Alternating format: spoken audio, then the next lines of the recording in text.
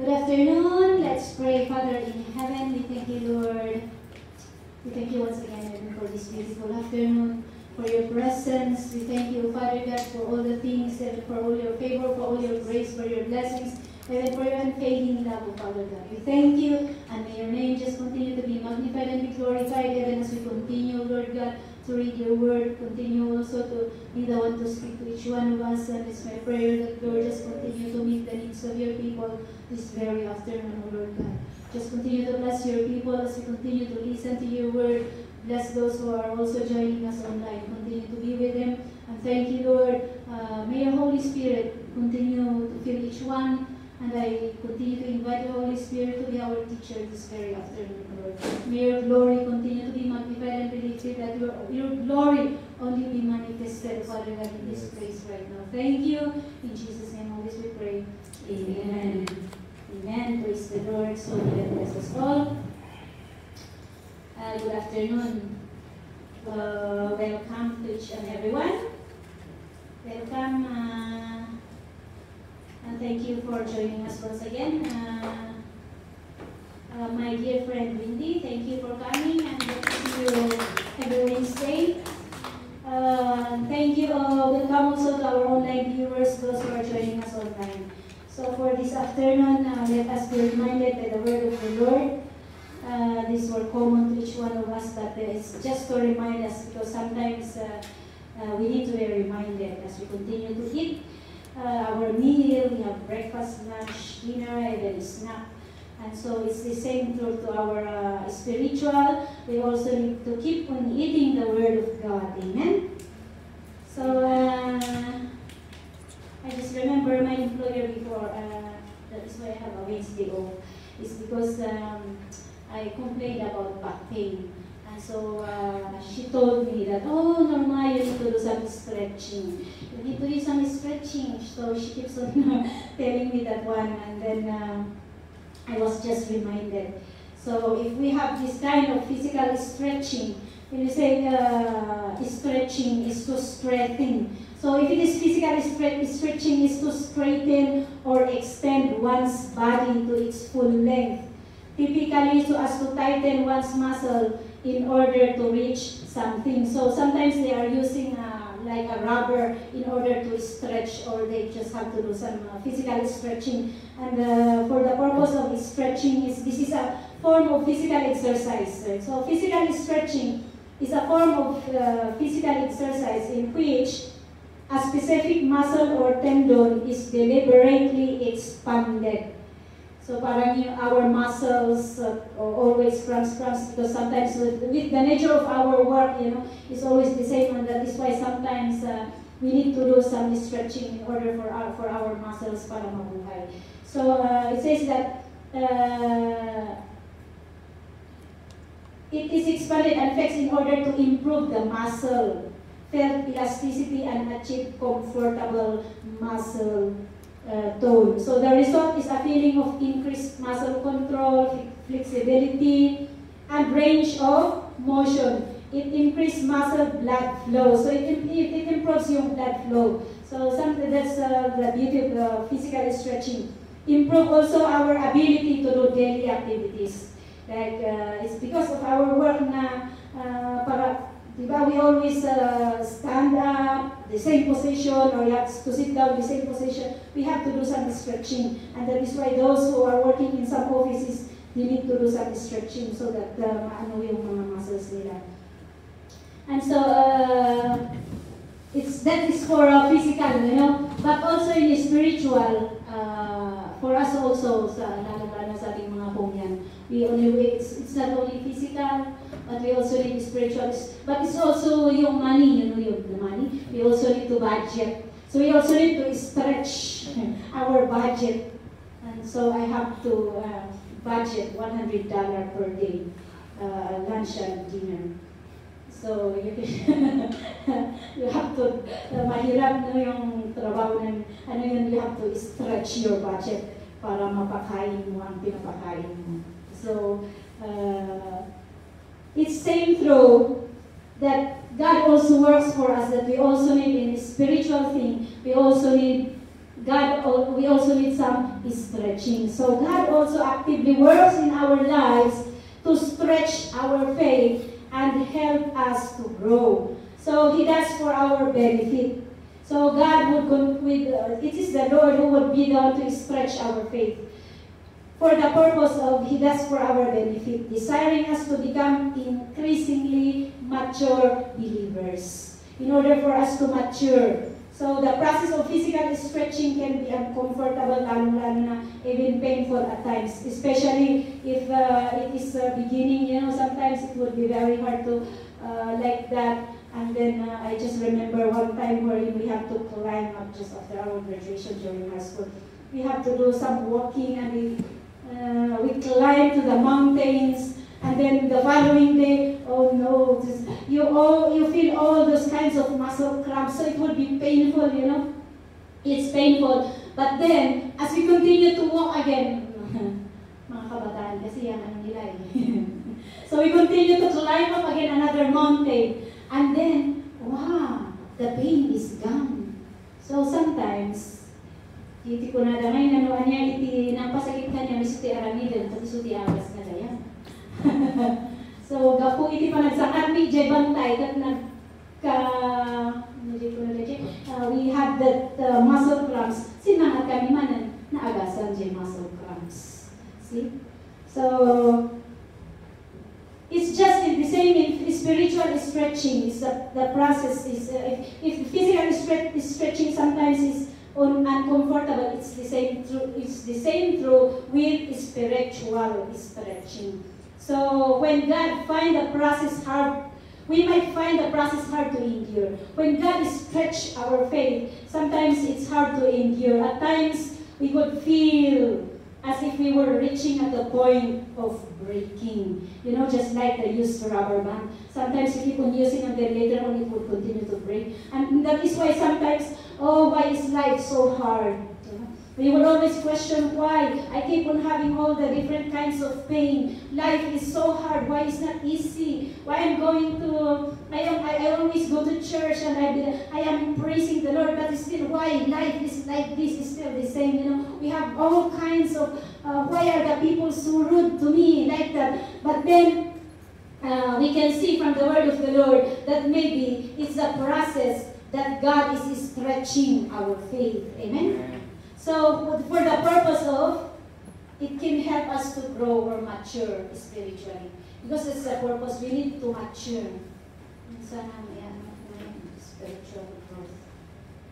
So, we need to mature. So, most times, we are not aware what the Lord is doing in a moment. But those who are growing in their faith and becoming stronger followers of Jesus are rarely aware of it themselves. However, in some situations in life, provide opportunities to spur us on greater growth. So we can see that spiritual stretching. And so we can, for this afternoon, we try to see the ways how God is stretching us spiritually. So the 5 ways how God stretches us spiritually. But we read first in Romans chapter 8, verse 28. In the book of Romans chapter 8, verse 28. There. It says in here, and we know, do you know? Do you know? And we know that in all things. So it says in here, all things. Hindi niya sinabi na some. So all things. God works for the good of those who love Him. So this have a condition. We know that in all things, it did not say some only or some things, but in all things, God works for the good of those who love Him. So if you love God, you know very well that God is working for your own good. Amen? Although sometimes you could say, where is God? Why is that? So why I am encountering all these kinds of troubles in my life.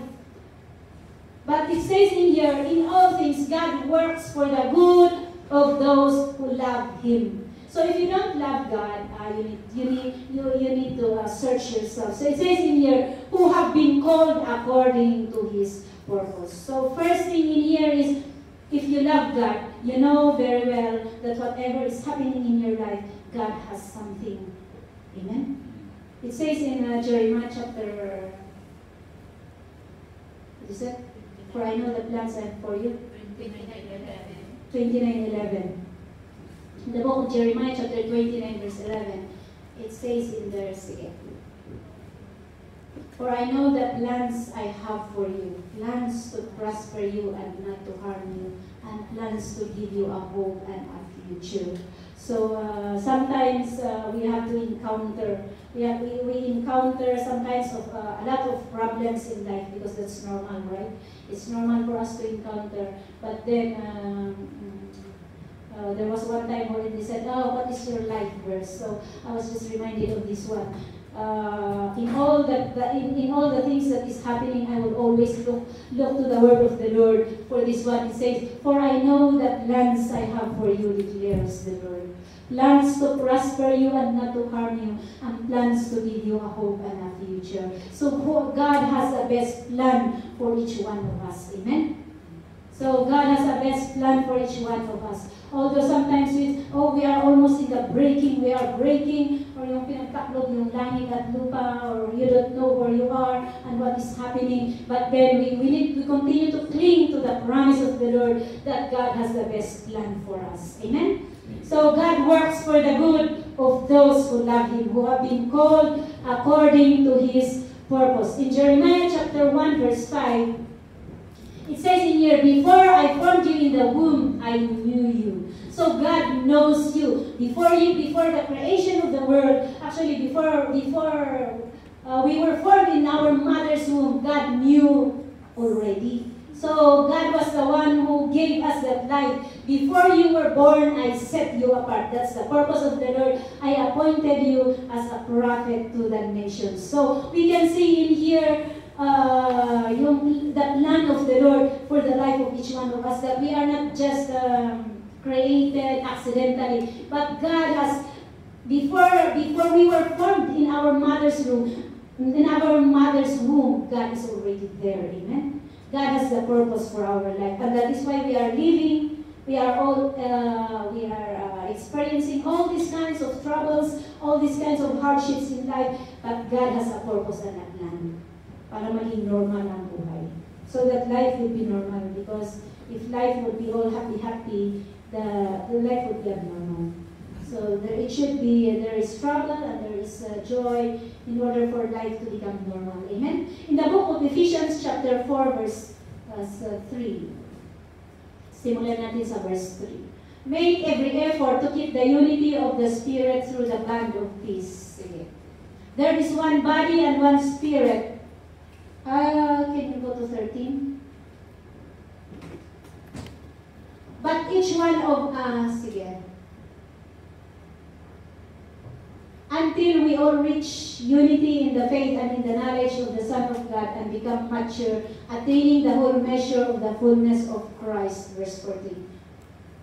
"Then we will no longer be infants tossed back and forth by the waves and blown here and there, every wind of teaching, and by the cunning and craftiness of men in their deceitful scheming." So we can see in here that nasaan ba yung before the creation of the world.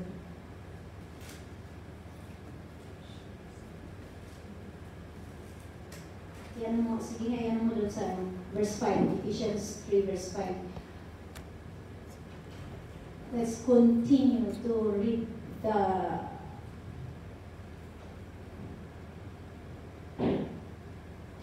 yung 4. Ano tayo sa 4, diba? 4-5. Sige. "One God and one Lord, one faith, one baptism." Continue. "One God and Father of all, who is over all and through all in all." Tuloy. "But to each one of us, grace has been given as Christ apportioned it." So, to each one of us, grace has been given. Amen? Verse 8. This is why it says, when he ascended on high, he led captives in his train and gave gifts to men. It was Jesus, verse 9. What does he ascended mean except that he also descended to the lower earthly regions? And verse 10, he who descended is the very one who ascended higher than all the heavens in order to fill the whole universe. It was he who gave some to the apostles, some to the prophets, some to be evangelists, and some to be pastors and teachers, to prepare God's people for works of service so that the body of Christ may be built up. Amen. So that's the purpose of God in our life is for Romans chapter 8 verse 28 is it says for the purpose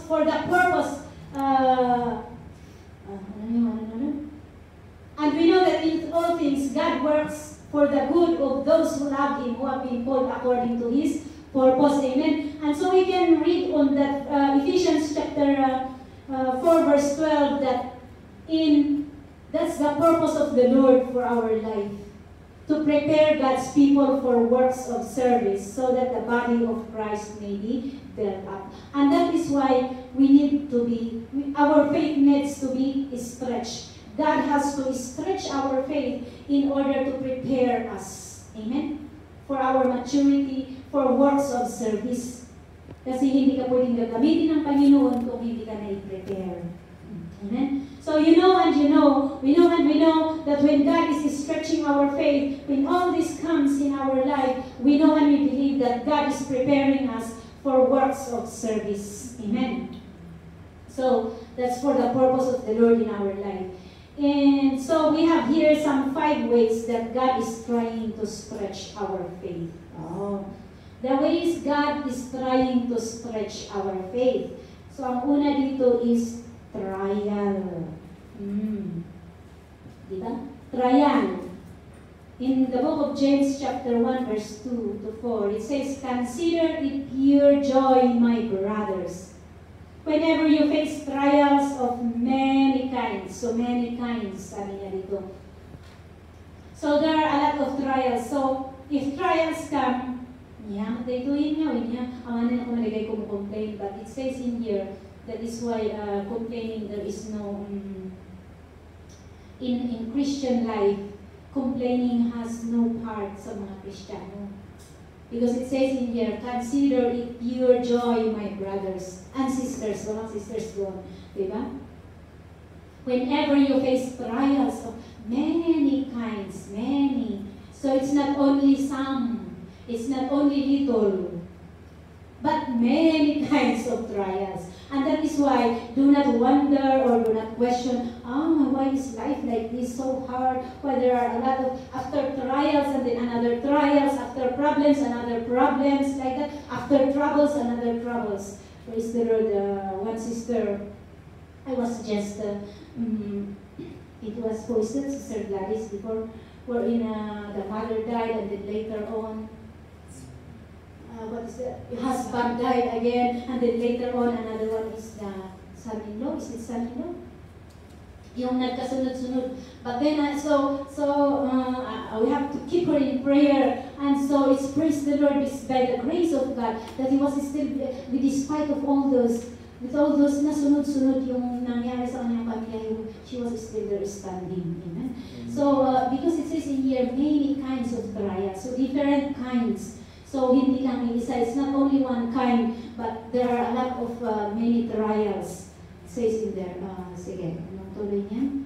Tuloy na natin. Because you know that the testing of your faith develops perseverance. So, God, we are being tested so that our faith will be, our perseverance, the testing of our faith develops perseverance. Kaya mabinat, itianos mo. We thought that you already have that perseverance, but then, things will happen in order for you to continue to persevere. Because sometimes we thought that, I have already persevered, just like me before. I thought I have faith, but when I came here in Hong Kong and work, and then the time, that's the one I know that, I really, even that is more faith as a mustard seed. I don't have that kind of faith. So you can see that even I thought I have patience already, but when I have to take care, when I have to take care of an elderly, and then that's the time that I thought I already had patience, but still have to have more patience. So it's like sometimes we thought we have already, right? We thought we already loved, but then it's not. We thought we already persevered, but then it's not. That is why God, we need to really be stretched. God really has to stretch in order for faith develops perseverance, verse 4. And then perseverance, it says in here, must finish its work so that you may be mature and complete, not lacking anything. Amen? So in order for you to become mature and complete, and that is the reason why yung mature kasi, if you say mature, you cannot harvest. You cannot harvest that what is immature. Okay. So we cannot harvest an immature one. We only harvest what is mature. Because if you harvest an immature, even yung mango, and if you harvest a mango that is not mature, and then you try to make it right, but then the taste is not good, right? So it says in here, so that you may be mature and complete, not lacking anything. Why? For the purpose of God's service. Amen? Because we are created by the Lord in our mother's womb for the purpose of Him, to give Him the glory. Amen? So, trials. And then, so that's it. Next verse. 1 Peter chapter 1, verse 7. These have come so that your faith of greater worth than gold, which perishes, even though refined by fire, may be proved genuine, and may result in praise, glory, and honor when Jesus Christ is revealed. So, true and genuine faith. What our bishop keeps on telling, it's the pure, genuine, and true faith. Amen? That God is longing for each one of us. Amen? Kasi kapag titingnan mo rin, kapag immature, hindi rin magbubunga ang immature. It needs yung mature plant only, yun po yung magbubunga. So if we are immature, we cannot bear fruit. And that is the reason why God has to do things in order for us to have that fruit also. James chapter 1, verse 12. It says in here, James 1:12.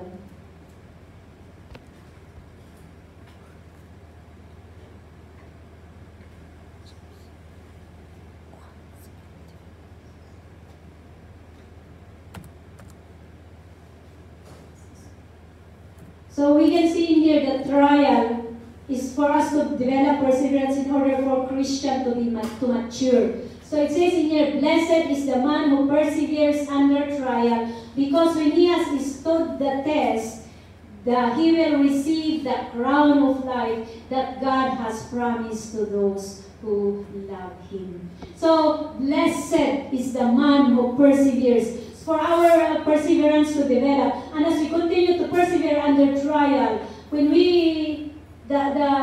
our reward in here is, it says, when we stood the test, we will receive the crown of life that God has promised to those who love Him. Amen? So it's because of the crown of life.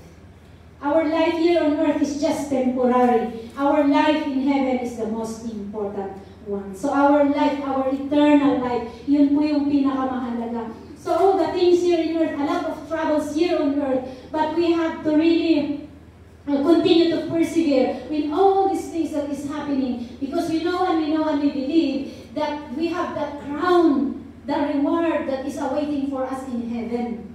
So if we can see all the things here on earth is no incomparable. When we will reach heaven, wow, we will say, wow, how beautiful it is. Amen? So that's our goal already, in order to have this crown of life. So it says in here, blessed is the man who perseveres under trial, because when he has stood the test, he will receive the crown of life that God has promised to those who love Him. We can see the example of Apostle Paul in 2 Corinthians chapter 4, verse 7 to 12. So Apostle Paul, despite of all the different trials, when he became a Christian, when he surrendered his life to the Lord. We can see in here, this is the encouraging word of Apostle Paul. Start from verse 7, please. 2 Corinthians chapter 4, verse 7.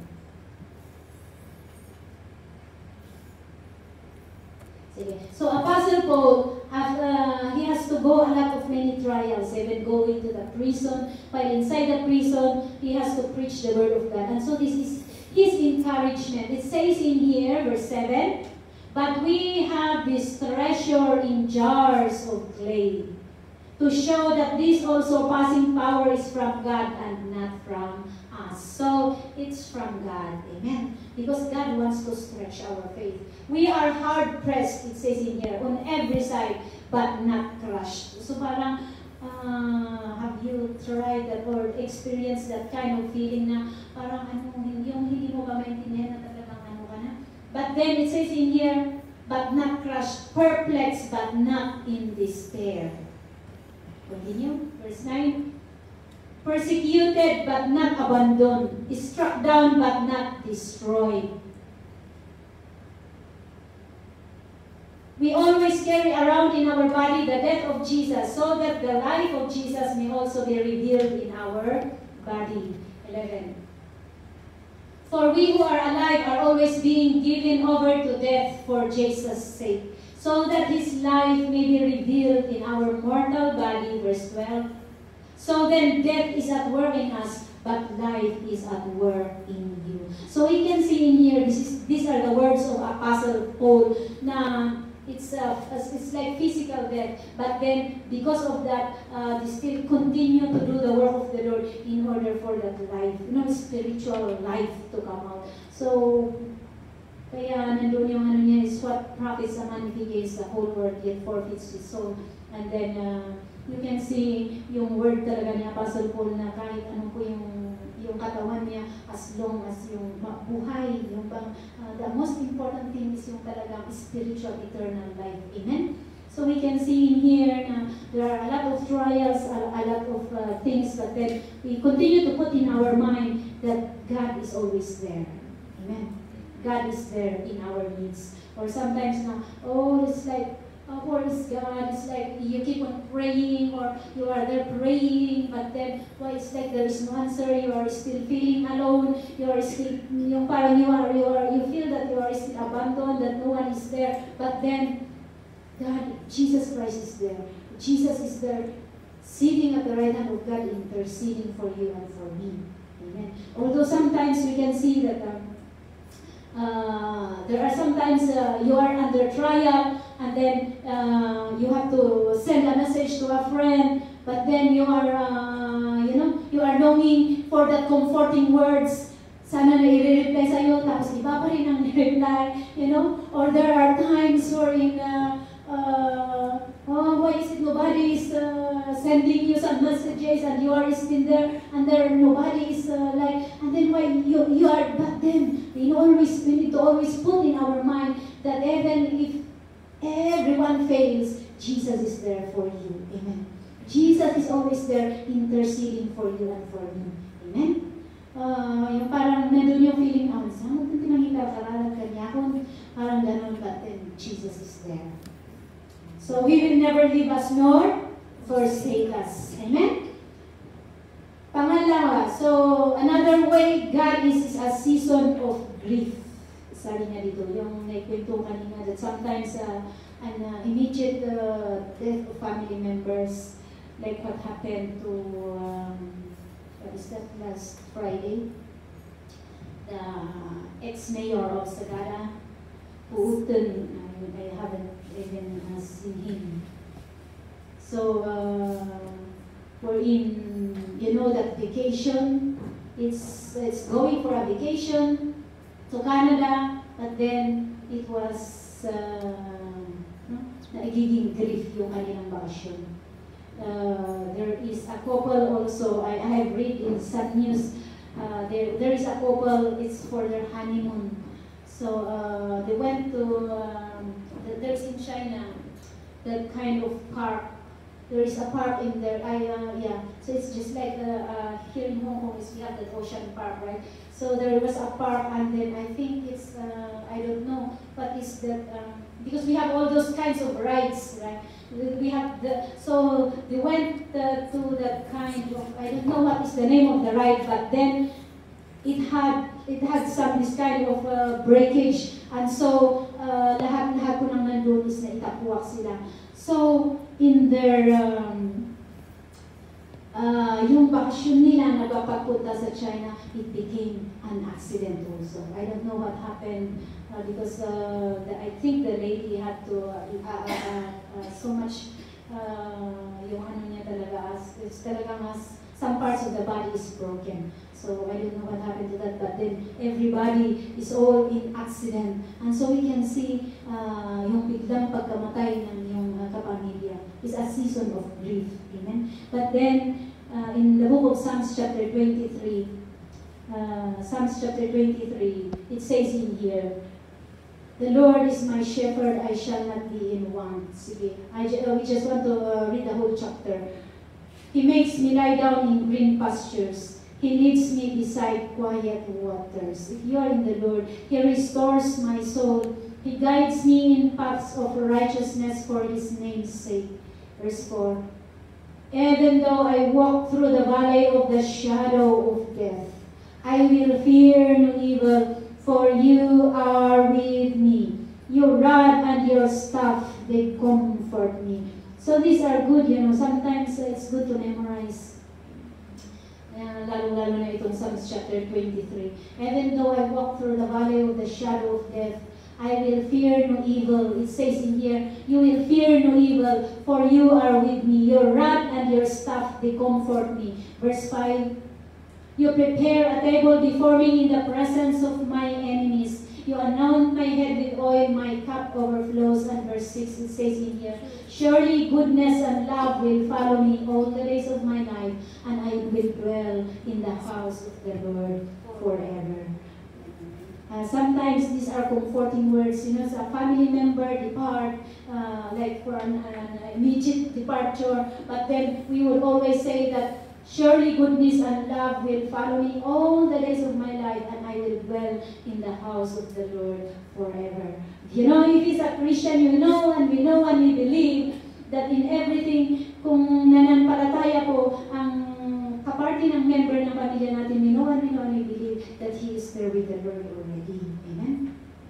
So sometimes, katulad ng kapatid natin, ano yan, yung, bigla-bigla lang, it's a little later. So it's a season of grief.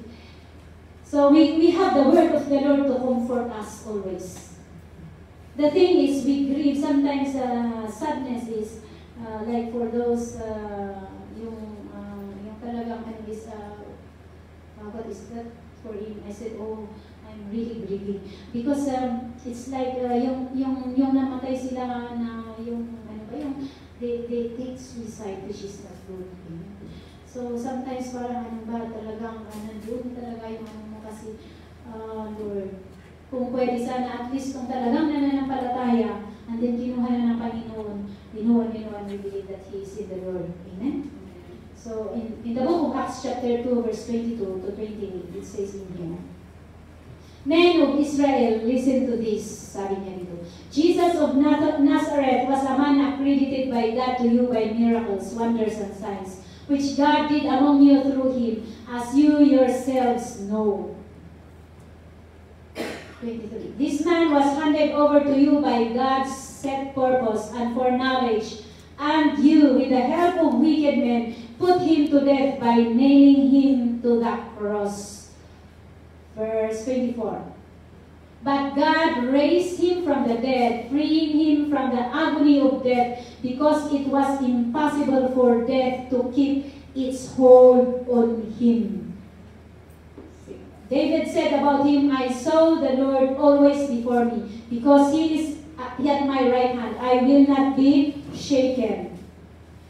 Therefore my heart is glad and my tongue rejoices. My body also will live in hope. 27. Because you will not abandon me to the grave, nor will you let your Holy One see decay. And verse 28, you have made known to me the paths of life. You will fill me with joy in your presence. So, we know and we believe that because of Jesus Christ, it's the one man, siya po yung tinutukoy dito. It was Jesus Christ who died and defeated death. Amen? So, we could be, this physical is only, kaya nga sabi, nagabukat, itato, kung siya'y buling-buling, hindi kayo kapanday. Kwatik cross, ito'y kwa mong yun, dapat pala sa hindi. You would put some ashes in your forehead.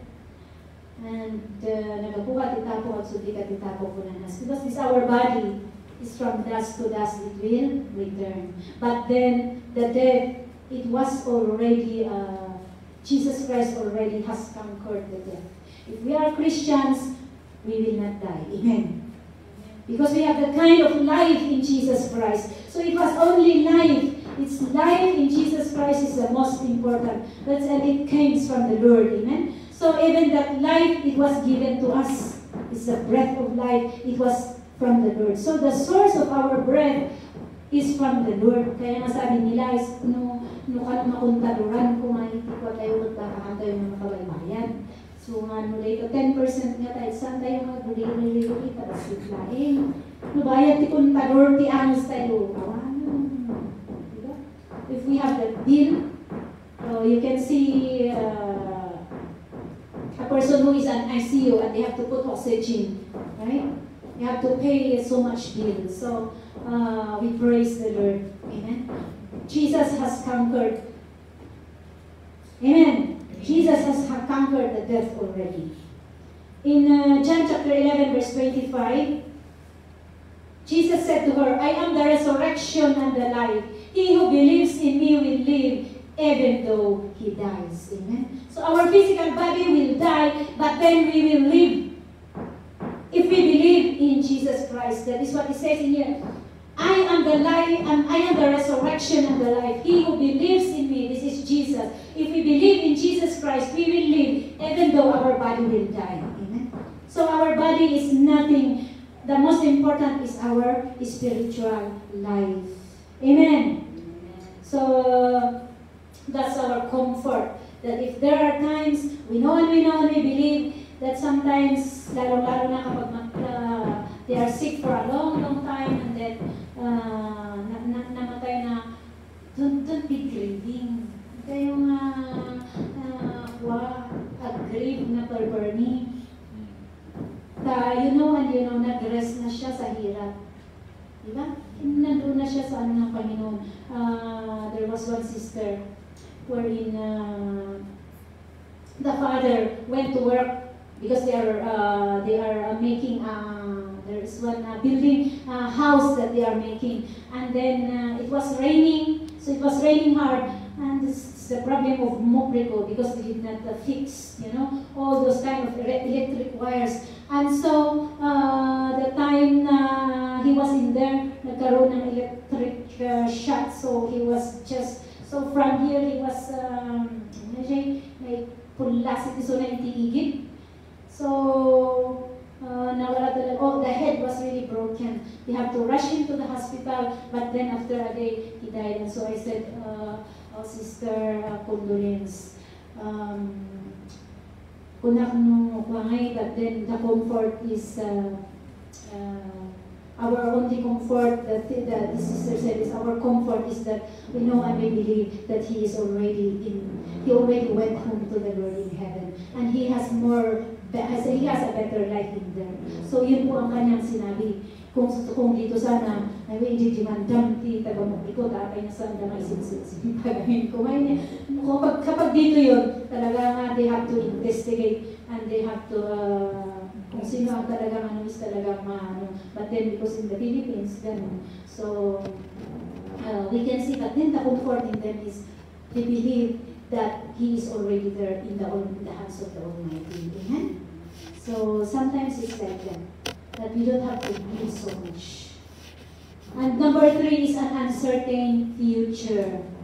So, itong uncertain future can be a job loss, Yung bigla-bigla na terminate, nakauwi na si Sister Manuel, praise the Lord, nagkaroon naman ng hamo, biglang terminate, or health crisis. There are a lot of situations, and uncertain. We do not expect things to happen for our life, but then it happened that we do not expect. And all the things that we don't expect to happen, and then it happened. So sometimes I don't know the things that I don't want to happen, the things that I don't expect to happen, but then it happened. But then it's because the Lord has to stretch my faith.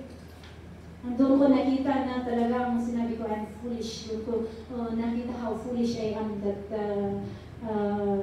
sometimes God has to allow you to go some kinds of trials in order for you to see yourself in a mirror, kung sino ka talaga. Amen? So, it says in here, it can be a lot, or health crisis. You are healthy, you are very healthy, and then suddenly, you went to hospital for a check-up, and then, nako, yung sakit mo, biglaan na. Ayun yung katulad ng, biglaan ba yun? Si Sister, Marjorie. Yung biglaan, and then later on,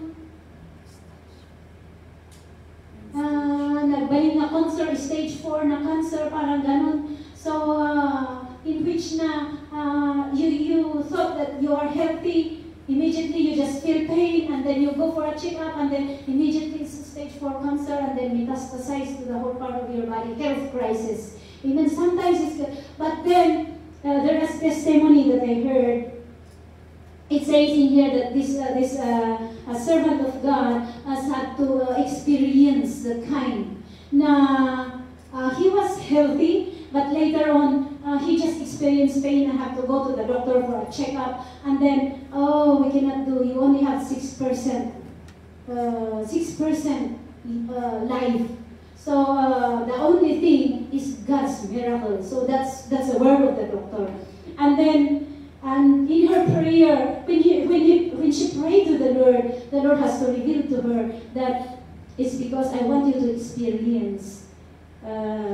You have that kind of bitterness in your heart. You have that unforgiveness, that you thought that you have forgiven them. You have forgiven your father who have hurt you. You have forgiven all those men who have hurt you on the way. It's kasi the kind of hurts na dinaanan niya. So she thought that after she became a Christian, she thought that she forgave them already. But then, there she realized that God has to put that he was in this health crisis.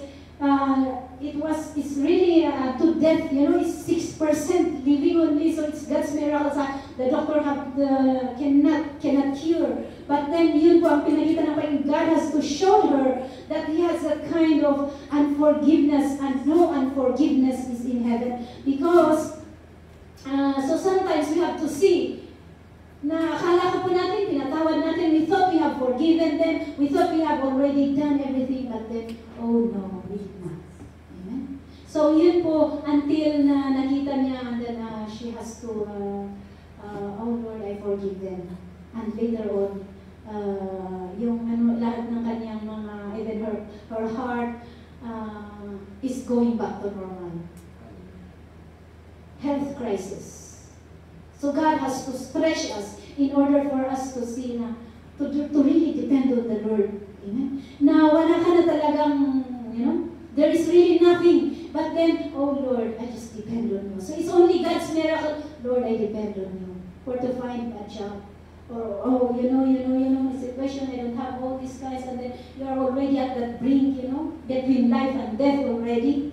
It's not even 50-50 because it's just like that 6%. But it's just God wanted to, we really have to really that kind of total dependence on the Lord. Amen? So sometimes things happen like that.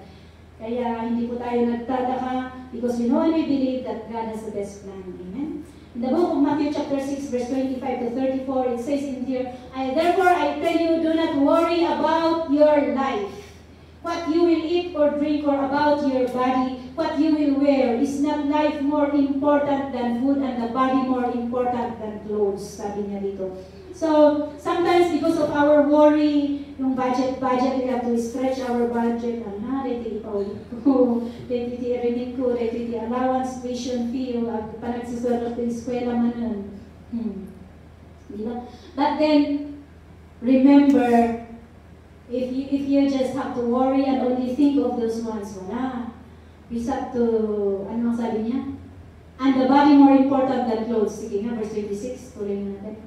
Look at the birds of the air. They do not sow or reap or store away in barns, and yet your heavenly Father feeds them. Are you not much more valuable than they? So we are more valuable than all those kinds. You are valuable in the sight of God. Amen? 27. Who of you by worrying can add a single hour to his life? Wala, may stress kayo lang. So dito ko nakita, if you allow yourself to get stressed, you will really get stressed. But if you allow yourself not to be stressed in whatever situations, you will not be stressed. So makulang maging palubusan dahil mo ma-stress ka. Talagang ma-stress ka. Nung saan mo nga palubusan saan. Amen? So who of you by worrying, it says in here, if you just keep on worrying nothing, you will just get stressed and then your health, it affects your physical health. So, verse 28. And why do you worry about clothes? See how the lilies of the field grow. They do not labor or spin. Until 34. Yet I tell you that not even Solomon in all his splendor was dressed like one of these.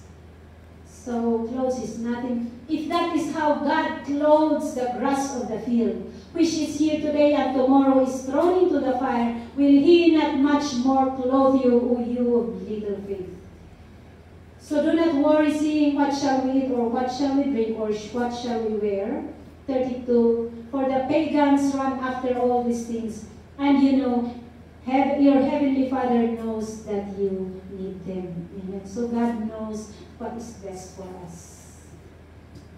Kadalata, jadi kami pero karon ng water. Allah, may nangangata mo manunahan siya. May nangangata di pagbulod ako. Hindi ko mga kararag. Correct na. Pagbulod ako nawanan. Kaya nagkapatong-patong diwotang diladuma. Because instead of depending for the Lord who is the source of everything, they depend on their own strength. They depend on others.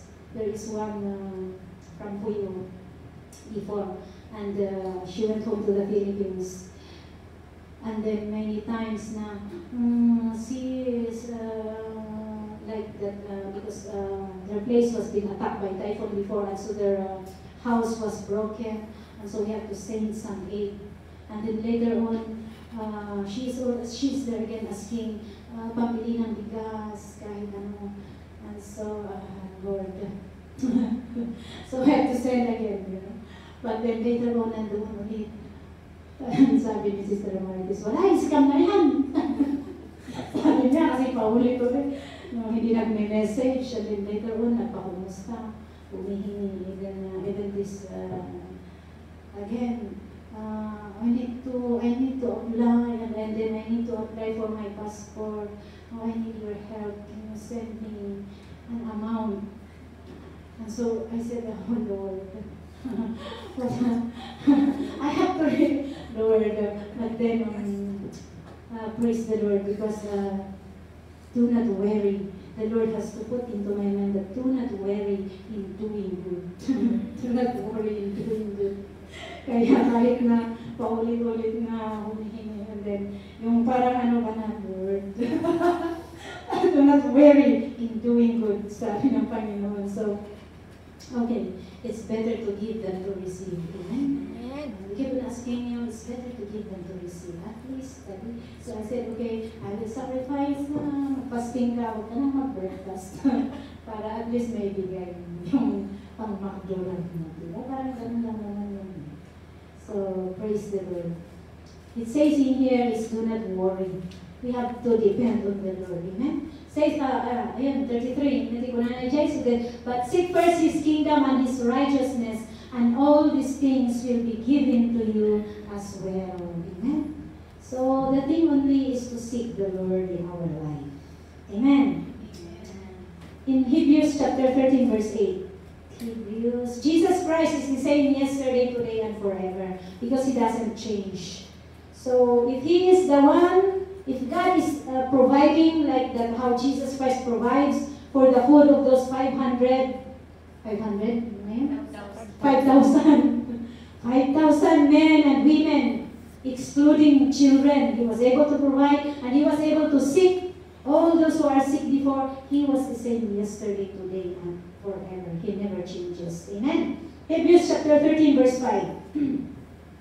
Keep your lives free from the love of money and be content with what you have. Because God has said, never will I leave you, never will I forsake you. So God will never leave us nor forsake us. Amen.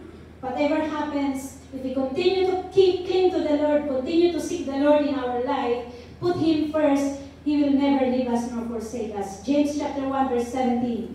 Every good and perfect gift is from above, coming down from the Father of the heavenly lights, who does not change like shifting shadows. So it's all in there. Sometimes we just only need to claim. God has prepared already, but sometimes we have to claim. Ask and you will receive. Sabi ng Panginoon. So ask the Lord. The Lord will give it to us. But then, for those who love Him, Romans 8:28, for those who love Him. If we seek first the kingdom of God. Amen? Kaya kung nagtatanong ka, bakit naman binibigay ko pa yung tithes ko? Nagsisimba ba ako? Tingnan mo, baka lang tungtong pagdilim laking nagsisimba ka or itigid mo the tithes mo. It's not really from the heart. That you really, it's because you want to seek the Lord, it's because you really want to serve the Lord, that you are doing all things to serve God, and that God will reward you. But then, kung sige mo ta, nakapay ngay, kukot mapay ngay, nakawan tayo lang. Dapat ikurang na. We need that full. Ito, pangapat. Ay, pangatlo. Pangapat. A call to obedience. So ito, so obedience. Diba? It's full obedience. So sometimes there are a lot of hardships. There are a lot of things that is happening. Bakit hindi natutupad yung sagot ng ating mga panalangin? Bakit po still hardship, a lot of hardship?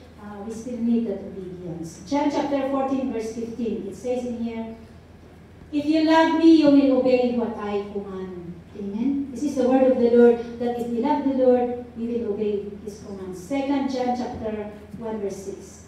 And this is love, that we walk in obedience to His commands. As you have heard from the beginning, His command that you walk in love. Because love is the fulfillment of the law. And that is why the two commandments of the Lord, from 10 commandments, God made it only in 2 commandments. The first one is, love the Lord your God with all your heart. All. Love the Lord your God with all your heart, with all your soul, with all your mind, with all your strength. Amen? And then, the second is, love your neighbor as yourself. So, no wonder how many times you're being hurt by other people. They keep on hurting you. They keep on bullying you. We still have to love them. We pray for them and we love them. Forgive them. Amen? So, yun ang katanungan is how many times, Lord, how many times will I forgive my brother who sinned against me? Is it 7 times? But Jesus said 77 times. So, even if same people keep on hurting you, keep on bullying you, keep on giving you some pains or hardships in life, hardships in your workplace, God has the best plan. God is stretching your love. She wants you to show your love. So, like that, yung uncle ko noon, I was praying for him, but then the time came, Lord, what is missing? And so the Holy Spirit has to speak to me. Wow, you really don't love your uncle. Even if you keep on praying for your uncle's salvation, if you don't love him, you hate him, how can I answer your prayer? And so that's the time I said, forgive me, Lord. It's just because of the word lang na narinig ko nga, ay, kastoy, isuna, sudarol, isuna, hindi, kastoy, babalero, kunalaw, ala, nagkaroon na, may tibura. I have that kind of hatred, only because of the things I heard. And so sometimes many people are testifying like the bishop. They would say that, oh, Bishop Moses is like this, but when they would come to see the bishop, andun pala nila malalaman. So, ganun po. Nagkaroon ng hate until the Holy Spirit has to really speak to me na kasi niya ikakapararan mo kasi naman nasumbatan niya to Diyos. If we keep on praying for the salvation of our loved ones, our relatives, our friends, or whoever, and then there is hate in us, there is unforgiveness, God will never answer. Amen? So we need to have that love. God is so taking the step to follow the Lord will require us to achieve faith. Sabi niya dun. So it's really hard. Sometimes it's especially if you are really that hurt or yung talagang is really you are being really hurt. But then the thing we can only do is to love. Amen. Love. So pang-lima is an invitation to deny yourself. It says in here. Self-denial. So sometimes self-denial in here, letting go of desires or plans and willingly laying aside personal interest to instead to serve others and follow Jesus. Amen? So it's letting go of desires or the plans, our desires, to set aside all our personal interests to serve and follow Jesus. Kaya it's self-denial. In the book of Matthew chapter 16, verse 24 to 27, then Jesus said to his disciples, if anyone would come after me, he must deny himself and take up his cross and follow me. 25. For whoever wants to save his life will lose it, but whoever loses his life for me will find it. 26. What good will it be for a man if he gains the whole world, yet forfeits his soul? Or what can a man give in exchange for his soul? 27. For the Son of Man is going to come in his Father's glory with his angels, and then he will reward each person according to what he has done. Amen? So what gains a man, even if the people will hate you because of your faith. Right? The people will hate you because of your faith, or the people will, hindi ka nila pansin-pansin. Kasi, born again yan. Ano yan? Parang ganun. But then, we know and we believe, it says in here, He will reward each person according to what he has done. So our reward is there awaiting in heaven. Amen? Even if the people keeps on praising you, but if you will lose your soul, there is nothing. People keeps on praising you, ay, kasabiman, dahil ang tao, Jenny, daya-dayaw dapat ito tao. Nung makuha mo matikararoman niya sa salibigyan mo, awan. Amen? So walang silbi po ang buhay natin, na kahit yung mga tao is kilala ka nila, muray na kunada nga, ay, dahil taki na labro, to, ang dahil ba malay na karakuha.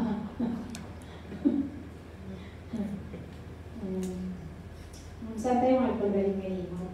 Pag nasan tayo magpagaling ngayon, diyan mo kita. Amen. So, hallelujah.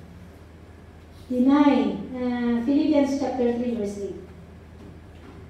What is more, I consider everything a loss compared to the surpassing greatness of knowing Christ Jesus my Lord.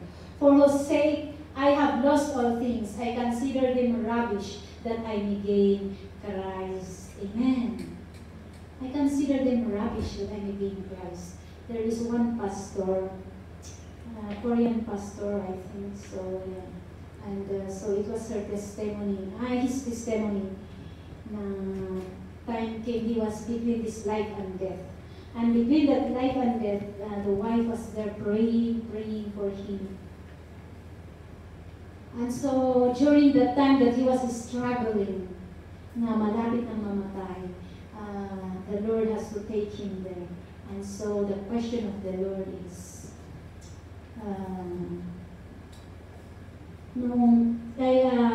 yung kwento niya is, his testimony was that the Lord has to bring him to heaven. And really, heaven is so wonderful place. That is what he said. and then I have to go through a lot of kinds of mansions or buildings, because God said, I will go there to prepare a place for you. Amen?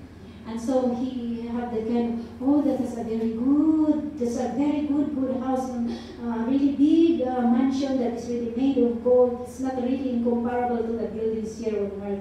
And then I said, Lord, but where is my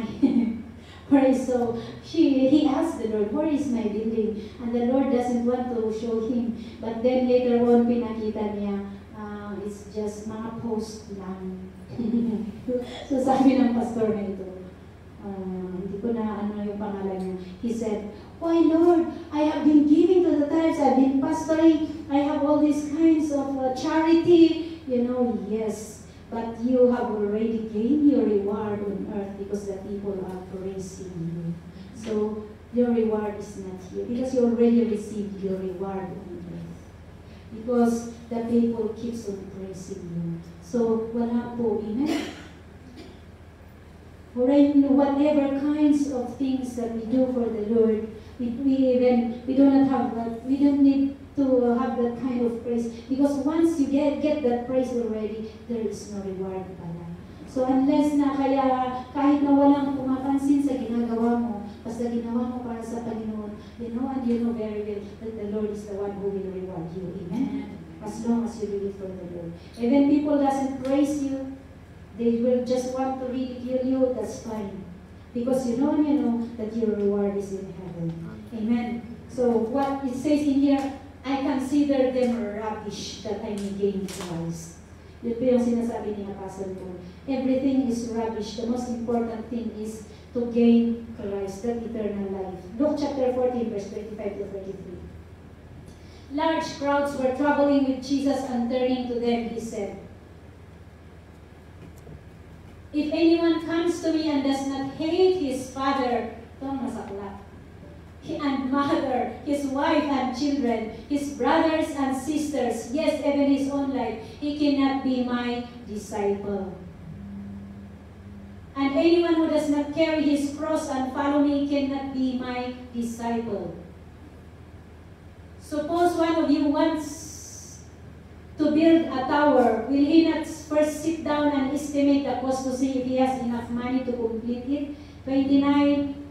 For if he lays the foundation and is not able to finish it, everyone who sees it will ridicule him, saying, this fellow began to build and was not able to finish. Or suppose a king is about to go to war against another king. Will he not first sit down and consider whether he is able with 10,000 men to oppose the one coming against him with 20,000? 32. If he is not able, he will send a delegation, while the other is still a long way off and will ask for terms of peace. 33.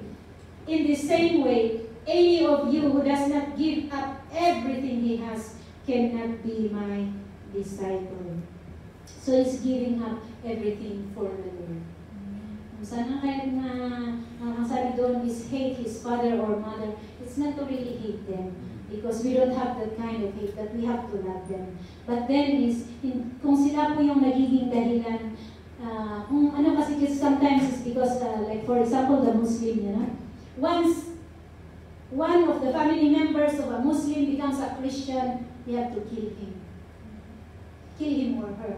So, ganun po yung kanilang, So, yung parang, ang sabi doon is, if anyone does not hate his brother, yes, even in our very own life. Meaning to say, in yung sinasabi niya dito is not to really hate them. But then the thing is, if they are saying to you, oh, huwag kang pupunta, do not go to the church, or do not enter the church, or do not attend, kung naiyan kang Catholic ka, parang yung mga ganun, na binabawalan ka na pumasok sa simbahan ng Panginoon.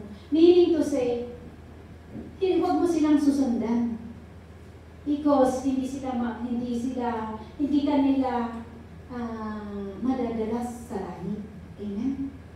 So, yun po ang sinabi niya na hate. But then, if you are a Christian, and then marami silang ginagawa because you are being persecuted by your family members, lalo-lalo na sa mga nag-iisa lamang, na ikaw lang ang mananampalataya, and then they would be persecuting you, mga ganun. Many of your family members are persecuting you you because you are the only one Christian, you have to stand firm and pray for them. Amen? Pray for them with love. It's not yung sabi is yung itigil mo. Taada itikas jay, ada pwede ko ako. Agpabawat isa ka, gulay ka pa'y tatawagan ni mama. Tanong ko na ni mama na saan, agpabawat isa saan. Saan nga ni mama? Hindi man isalaman kanyan. Diya ko na hate his brother, his wife, and children. Tanong iso na iti mang laplapod kanyang. Kung sila ang dahilan, if they are the reason for you, then why? What do you choose? Eternal life in heaven? Or you want to follow your parents or your siblings or whatever? Tapos hindi ka naman nila madadala sa langit. So yun po ang ibig niyang sabihin. So it's not really to hate them, but then yung kung sila po ang dahilan, we have to see, take a look. Amen. Kaya we need, it says in here that we get to stand on our faith. So God, and so sometimes, praise the Lord, I was able to overcome that thing. To all your family members, hindi sila mananampalataya, you really have to stand on your faith. But as you continue to stand and fight the good fight of faith, you will see how the Lord will work. Amen? You will see how God will work. So, ganun po tayo. Kaya sa aking mga kababayan, kung may nakikinig sa inyo, I'm sorry if I will not be joining you with yung mga organizations. It's just because it's not that I hate you, but it's because I just want to do the will of the Lord. But I'm praying for you. So, hanya jay, hantayo nga maki-bagay nga niya itikayat ka. Hantayo nga maki-ornong, hanya jay hanya maki-ornong, but then we have to seek the Lord in our life. Because it is the Lord who will save us. Amen. So, yun po. 5 ways God is trying to stretch our faith. So, number 1 is trial. Number 2, a season of grief, an uncertain future, a call to obedience, and invitation to deny yourself or self-denial. Amen? So that's the ways that we know and we believe that God is stretching our faith, but take heart because God is working for the poor. Romans chapter 8, verse 28, that God, we know and we believe that God works for the good of those who love Him, who have been called according to His purpose. Amen? Father, we thank you, Lord, for reminding us once again with your word, Lord. Thank you, and we continue to help us, Father God, to obey you, Lord, and to do your will in our life. Your purpose, Father God, for creating us, continue to help us, Panginoon. And Lord, it's our prayer that to really serve you and to really seek you with our whole life, Lord God. Continue to help us, Father God, in all. Sometimes we are weak, but Father God, continue to uphold and we want to uphold each one of us, Father God, in order for us to continue to be able to do your will, Lord. We thank you, and we just continue to bless your people, bless each one of us, Father God. We bless your name, in Jesus' name, this we pray. Amen. So, that's what we're